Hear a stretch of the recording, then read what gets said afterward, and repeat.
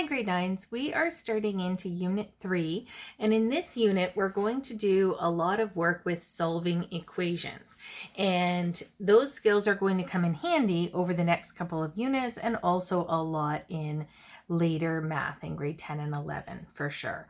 Now this is going to start off with smaller, simpler types of equations, things that you've probably seen in grade 7 and 8. We are going to get into much more complex equations and bring in the work that we did with polynomials, where we were looking with like terms and multiplying polynomials. So those are things that we're going to see in the later days in this unit. So for day 1, what we're going to try and do is review all of the kinds of solving equations that you guys may have seen in grade 7 and 8, and just sort of standardize our format for how we're going to lay out the solutions, review your skills with solving equations, and look at how we're going to kind of get some general approaches to solving equations in grade 9. So our first example, now this is a pretty clear review of what you maybe did to solve equations in grade 7 and 8. So in the first equation here, these are one-step equations. In our first equation, we have x plus 5 equals negative 2. Now, some of you guys maybe started doing these with like a guess and check system, and hopefully you moved to seeing that we would have opposite operations to kind of undo what we were doing in each step. So here we've got x plus 5 equals negative 2. If we want to get x by itself, we have this plus 5 here, and we have to undo the plus 5. Now, the opposite operation of plus 5 is minus 5, and I'm going to try and kind of color code this. So if we had this x plus 5, I could undo that plus 5 with a minus 5.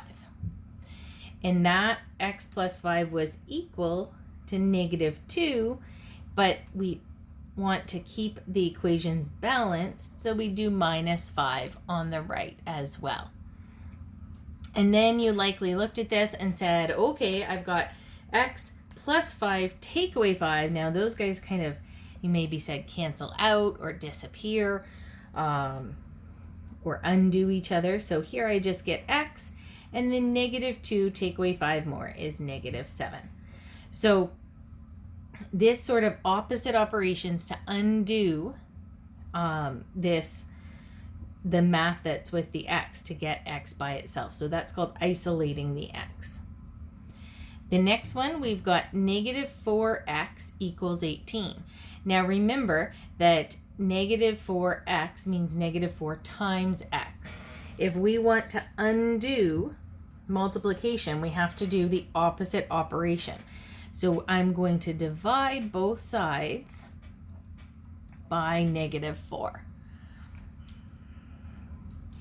Now, multiplying by negative 4 and dividing by negative 4, those are opposite operations. So that would be just x. If you take x, multiply it by negative 4, divide it by negative 4, you are going to get just x. And 18 divided by negative 4, I'm going to keep my negative on top because that's always proper form, and make this 9 over 2. If it was a word problem, I would divide that actually and make it negative 4.5, but we want to leave our answers as a fraction unless it's a word problem where we want to solve for an exact value or a decimal value. For C, we have x divided by 6 equals negative 3. So we want to do opposite operations of that division. And I wouldn't normally write this out, but I just want to make it really clear and have enough space here. So the opposite operation of division is multiplication. So I'm going to multiply each side times 6. And here the multiplication and division undo each other. So we get x equals negative 18. So our strategy is going to be that we use opposite operations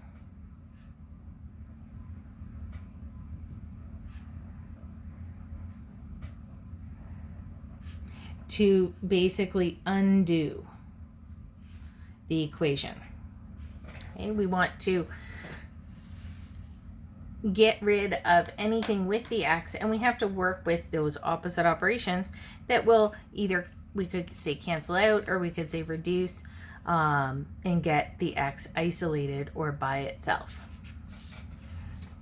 This is kind of a visual of how you may look at solving an equation. So this equation is 3n plus 2 equals 17. And you probably have talked about a visual of kind of looking at a scale or a balance that would be kind of keeping it level, keeping it even. So on the left side of this scale or balance, we've got 3 bags that just say n. We don't know how many of these little balls are in each bag.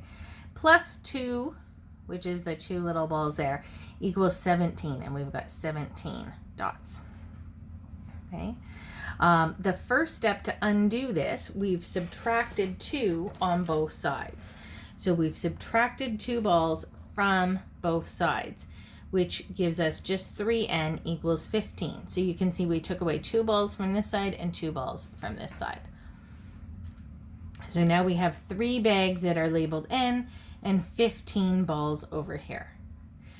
Then we're going to undo the 3n, the 3 times n, with an opposite operation of divided by 3. So we're going to take these 15 balls here and divide them up into 3 piles. And that gives us just 1 bag or variable and 5 of the little balls. So that tells us that n equals 5. So that's a good visual of what we're actually doing. The analogy sort of falls apart once we have negative numbers, and it isn't always possible to like draw it out, but hopefully that gives you kind of a picture of what we're trying to do here. So there's a couple of really important things in this instruction. So we're going to talk about how to solve these 2-step equations. We're going to do opposite operations, which we talked about in the 1-step equation in the warm-up. So opposite operations are a big key. We're going to isolate the variable, that means get x by itself, by moving numbers across the equal sign using opposite operation. The next super important idea here is that we're reversing the order of bedmess. So whatever order bedmess would go in, we're going the opposite order.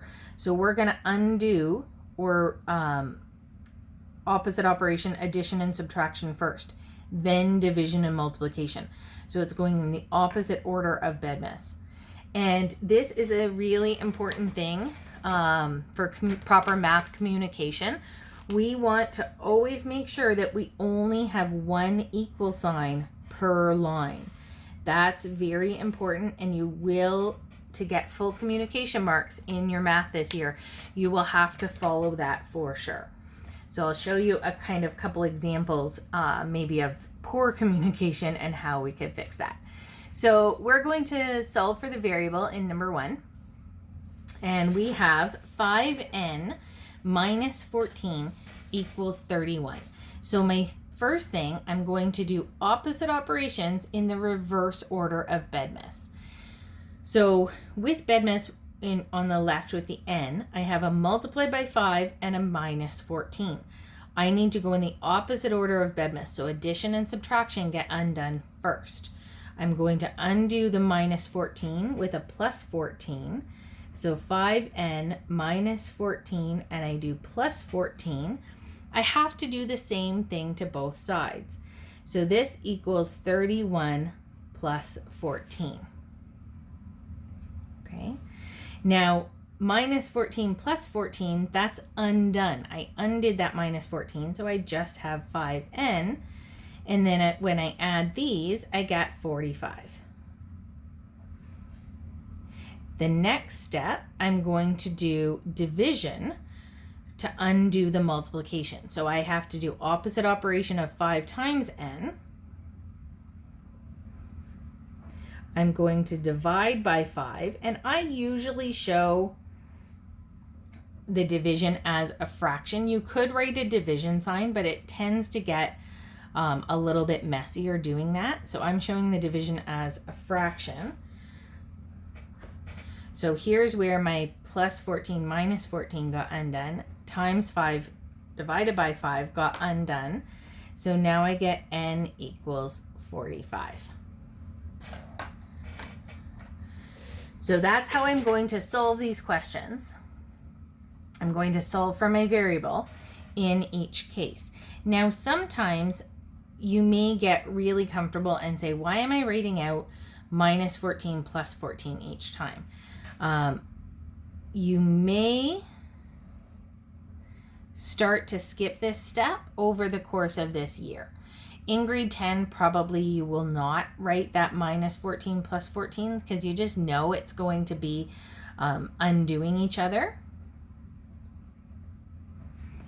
So you may skip writing this, but you have to make sure that you really understand what's happening there.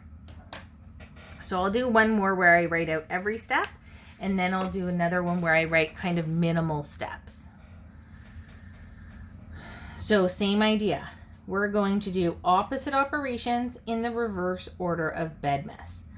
And this one, the x is on the right-hand side. That's okay. I'm still solving to get the x by itself, so I have to undo. I have a divided by 5 and a minus 1. I have to undo subtraction before division because I'm going the opposite order of bedmess. So I'm going to do a plus 1 on this side. So x over 5 minus 1 plus 1, but to keep that the same, I have to do the same to each side. So I'm doing the same thing on each side of the equation. I have to keep that balanced. So then I get 8 plus 1 is 9. And then x over 5 and minus 1 plus 1 undid each other. So they're gone. Now I have division. So I have to undo division using multiplication. So I would have x over 5, and I'm going to have to multiply by 5. If I'm multiplying by 5 on the right, I have to multiply by 5 on the left. So 9 times 5 here is 45. And then I undid, so I undid the negative 1 plus 1, and I undid the divide by 5 times 5. So 45 equals x. So here we come up with a solution by undoing your operations with opposite operations in the reverse order of bedmess. So that would be showing all of my steps. The next one I'm going to maybe show a little bit fewer steps, and you guys can choose which type of solution you want to write. Okay. Here for C, I have 0.3x plus 0.8 equals 0.2. So I have a multiply by 0.3 and a plus 0.8. I have to go opposite order of bedmess, so I'm going to undo the addition before I undo the multiplication.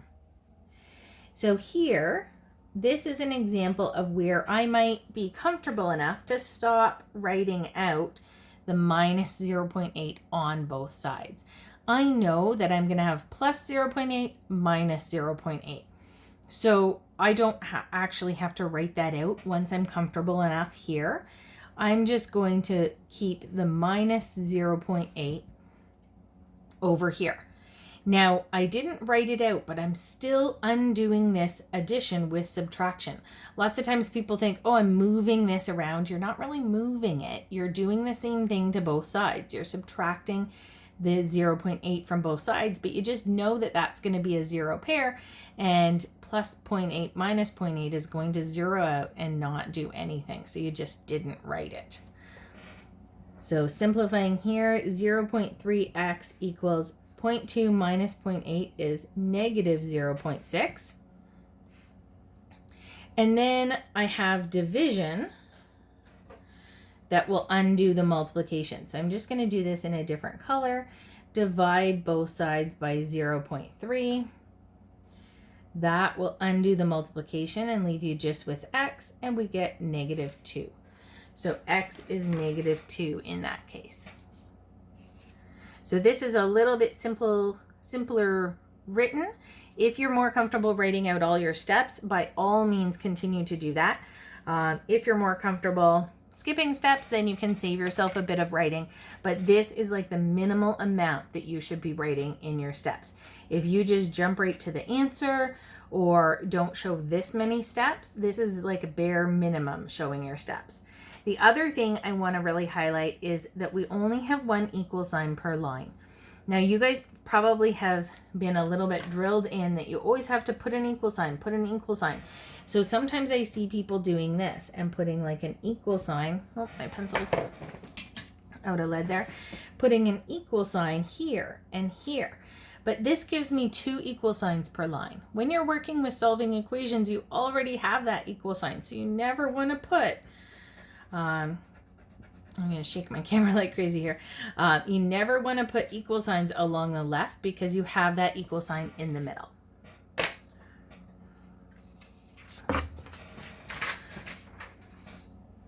D, again, very similar.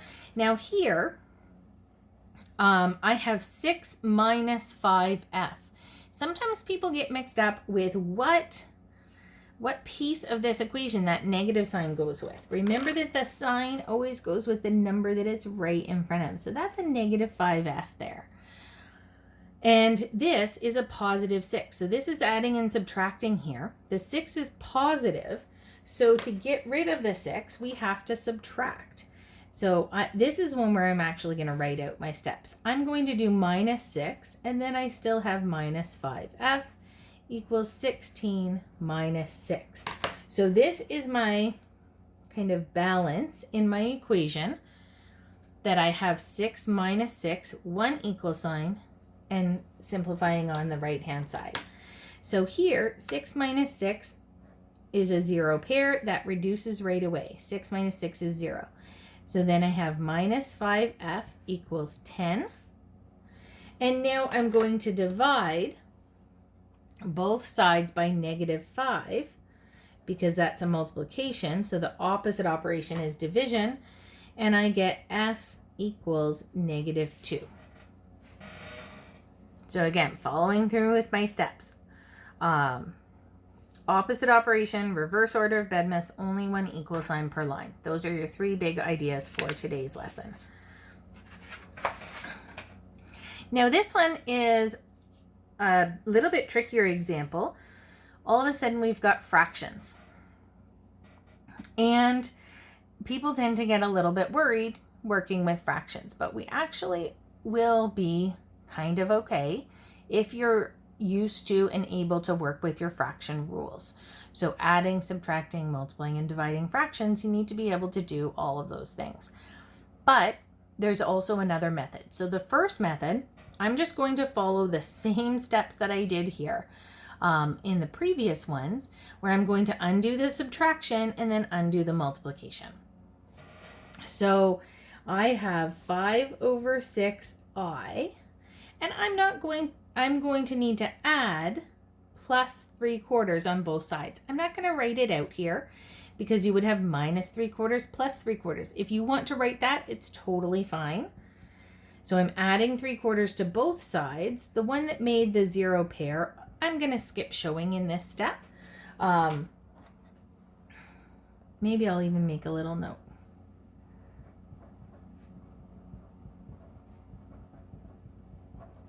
So this is kind of an optional step to keep writing out that minus 3/4 and plus 3/4 there. You have to show it over here for sure. Now this is actually easier than it might have been, but because what do we see? We've got 1/4 plus 3/4 is actually already a common denominator. You maybe would have to find a common denominator, and that would be a little bit harder. So that's 4/4 or just 1.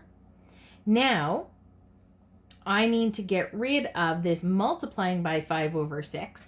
What's the opposite of multiplying? And this is maybe a good example of where I can review some fraction skills here.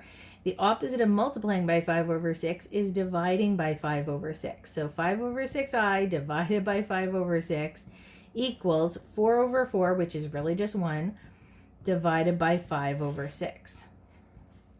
And I'm going to reduce that to 1 in the next step. So here, I've undone my multiplication. So that one's gone. I just have I on the left. I'm going to reduce my 4 over 4 to 1 over 1. Now remember, when I'm dividing fractions, I need to flip the second fraction or take the reciprocal of it and change to multiplication. So then I is 1 over 1 times 6 over 5. For multiplying, I multiply the tops and the bottoms together. So I get 6 over 5. So that's the first method. If you don't want to learn another method and you're pretty good with your fraction work and you can kind of add, subtract, multiply, and divide fractions pretty easily, then you can just keep going with this same steps and just work with your fractions. It all works the same. Undo with opposite operations in reverse order of bedbus, and you just maybe need to get some common denominators. Maybe you need to be able to divide fractions, but it will all work out using the same process. If, on the other hand, you're a little more hesitant with your fraction skills and want to find a way to do these kinds of questions without having to use fraction skills, we can actually eliminate all of the fractions in this question using this method. It's to multiply every term by the lowest common denominator to get rid of all of the fractions. So we're going to multiply each term by the same number. Now, we can do that only because it's an equation. If we have an equation where one thing is equal to another thing, remember that idea of the balance scale. If you have something that is in balance, so your equation's in balance, and you multiply it all, you're multiplying them by the same amount. So you're going to have two things that are in balance here, and say you multiply them by 2, they're just twice as big. Or if you have two things that are in balance and then you multiply them by 3, they're 3 times as big, but they stay balanced. Okay, so that's what we're going to do here. And this example, for instance, like let's say I multiplied 2 plus 3 equals 5. That's an equation that we know is true. If I multiply each of these times 4, just kind of a random number, if I take 2 times 4 plus 3 times 4 equals 5 times 4, is that still true? 2 times 4 is 8, 3 times 4 is 12, and 5 times 4 is 20. For sure that's true. And that would be true no matter what number I multiply by, as long as I was multiplying each piece of the equation by the same value. And that's what we're going to do here. So looking at this same question from the previous example, we need to find what's the lowest common denominator. If you were looking at these and saying, if I wanted to add up all of these fractions or subtract them, I have a denominator of 6, 4, and 4. So what's the lowest common denominator with 6 and 4? I have 2 4s, that's okay. The lowest common denominator would be 12, right? I would have 6 goes into 12 2 times and 4 goes into 12 3 times. So what I'm going to do is multiply each piece of this equation by 12. And I'm going to rewrite this and kind of do some color coding. And you can sometimes get a little bit squished in if you try to just multiply by 12 or multiply by your lowest common denominator without writing this with enough space. So I'm just kind of spacing this out more than it was in the original question, and I'm writing a 12 times each piece. Okay, now I'm going to reduce. If I have 12 times 5 over 6, remember the rule of reducing, the same number divides out of the top and bottom. If I divide a 6 out of the 12, I'm left with a 2. If I divide 4 out of this 12, it reduces to 3. If I reduce out a 4 from this 12, it's also a 3. Now I'm going to rewrite this with the new reduced numbers. So I'm going to have 2 times 5i minus 3 times 3, so that 3 is out there and this 3 is here, equals this green 3 out front times the 1 from the numerator. And all my denominators have reduced out. So now I get 10I minus 9 equals 3. This is back to the easier early kinds of equations, isn't it? So I could say this is 10I equals 3 plus 9. I would add 9 to both sides. That one would be a 0 pair, so I didn't bother writing it out. So 10I equals 12. And then dividing both sides by 10, I get I equals 12 over 10, which, reducing our fractions to lowest form, is 6 over 5. So I get the same answer either way, whether I just go through my steps of solving equations, but maybe have to do some fraction stuff, to add, subtract, multiply, divide fractions, or I can pick this lowest common denominator, multiply all the terms by that, and those denominators will all reduce out, and you get a nicer, easier equation with no fractions. This one's a little bit more steps, but saves you some work with fractions. The other way is a little bit more direct. So you guys can choose method 1 or method 2 when you have fraction coefficients in your equations. Either one is fine. You don't need to know both. That's it for day 1. We'll be moving on to more complex equations in day 2.